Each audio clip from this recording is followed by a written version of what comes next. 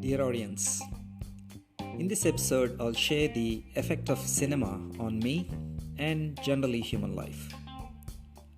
Cinema acts as a mirror reflecting the societal views, problems, and addresses range of experiences that transcend mere entertainment. Movies have become part of our lives with their diverse storytelling with both positive and negative influence, especially on the minds of youth. The youth tries to imitate everything from the films, and this reflects in dressing style, hairstyle, talking, and subtle behaviors. They start imagining themselves in the storylines and place the hero or heroine of the film in an integrated part of their minds. Movies offer an escape from reality with the entertainment, but also gives inspiration and broadens our experience from various parts of the world, both social and cultural awareness. Mass media and movies reveal the influence of films on people's beliefs, opinions, stereotypes, and attitudes. A significant impact on gender and ethnic stereotypes.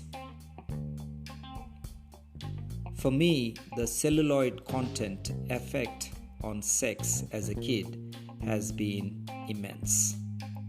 The impressions lingered in my mind long after watching the cinema or an image. Now I know every image, video, and film is a reflection of our society, cultures, and our own behaviors.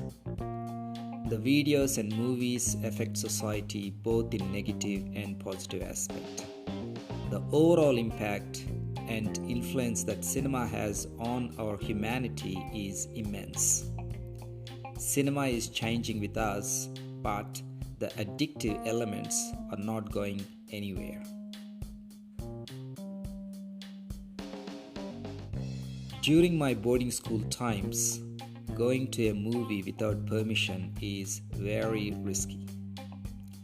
Nearest venues to watch a movie at a cinema hall is 30 to 45 minutes drive from the school. Back in those days in 1990s at night, the only way to reach the places to watch a movie is by hitchhiking. I still remember I used to disguise with a daily labor worker outfit with a head turban and clothes which looked like someone who came to work on the school premises rather than a student trying to sneak out of the school campus. A sugar factory is located close to the boarding school, and I used to hitchhike on bullock carts which were taking sugar canes to the factory. Beautiful experience, and the risk factors gave that excitement with the journey itself to reach a movie theater. I remember being in trouble on many occasions. One time my parents visited to see me unannounced on the weekend, and I wasn't at the school, instead went on my journey to watch a movie. This is daytime. My friends had no idea which movie or theater I went.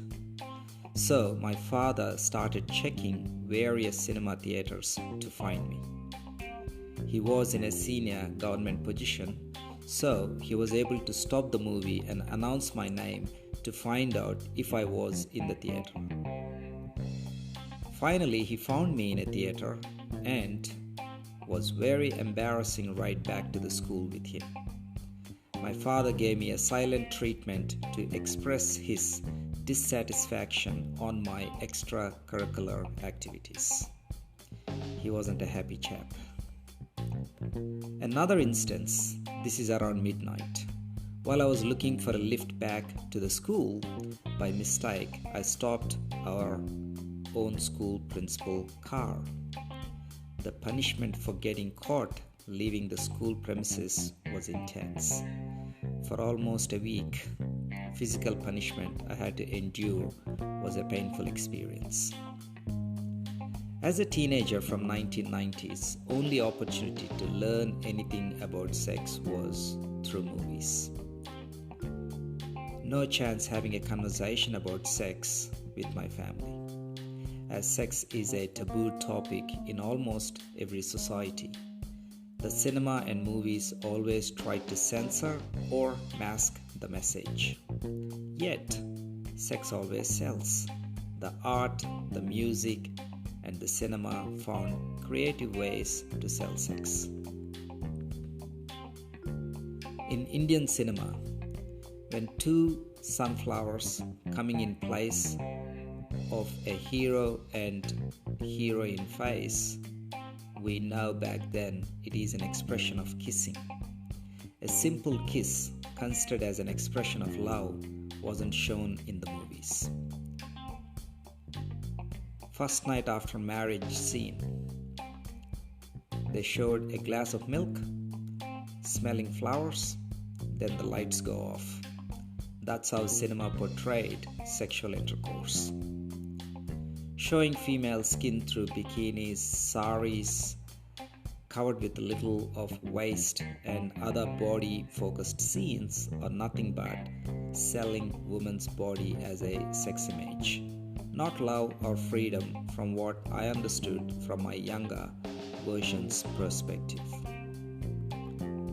Men and women continue to be the victims of body image and the pressure from portrayal of sex on the screen. Cinema continues to create unrealistic standards of beauty and continue to mislead us when it comes to sex. Indian cinema has been a great influence for sex and nudity when I was a teenager. Each movie has 5 to 6 video songs, and out of those, at least 2 songs will include semi-nudity or sex appeal. Some movies will include one song in a rain or another considered as item song. Not a great message on many levels, but hits the bullseye for mass by showing sex and desire. Movies are not just a source of entertainment, it is a reflection of the society, both present and the past. Watching movies is also an addiction in itself, the way we treat movie stars as demigods and their cinemas in India. I understand it is an escape that people look forward to after a tiresome day-to-day activities. Even though the primary purpose of cinema is entertainment, the smart artists use the medium for social awareness, consciousness, and positive change. They change the perception of the individuals and add a new way of thinking. Indian movie industry produces 1500 to 2000 movies every year and is world's largest film industry, with studios across the country making movies in over 20 languages. With overall revenue in US dollars generally is in top 3 in the world. Segmented by language, the Hindi films are Bollywood, Telugu language films are Tollywood, Tamil films are Kollywood, Malayalam cinema is Mollywood, Kannada cinema is Sandalwood, and other prominent languages are Bengali, Marathi, and Punjabi. Indian cinema is a global enterprise due to many non-resident Indians living in every part of the world. The films have a following throughout Asia Pacific, Europe, North America, Middle East, Africa, and China. When it comes to addictions, I could think of one movie released in year 2016, Udta Punjab, meaning flying Punjab. Flying is a metaphor of drugs. Punjab is a state in North India bordering Pakistan. This movie revolves around the drug abuse by the youth population and the influence of music on addiction. It also suggests it is impossible for so many addictive substances to be so easily available to many people without the cooperation of the police and the political system. The film is unpleasant, disturbing, and very raw, showcasing the lives lost to addiction and the consequences to the desperate families. We have seen many movies in Hollywood like Traffic in year 2000, focused on cartels, trafficking, and drugs. Plenty on Netflix on this subject, but the movie Uttar Punjab was brave, tackling a new social issue impacting the spiritual place of the world, Mother India. Indian movies, the Bollywood expression of love, heartbreak, any situation goes with a tragedy song, and any celebration with friends goes with a dance song. Both situations majority time include alcohol. Whether it is a celebration or failure in life, the heroes in the movies always had alcohol. The message I was brought up with when I was young. The social media, Netflix, Amazon, and other available platforms gives instant access to any content and leads to binge watching experience. We could only imagine the influence of addictions on youth and human life with this level of instant gratification. We will know the real impact maybe in 20 to 30 years from now. Thank you for listening. Take care and look after yourself.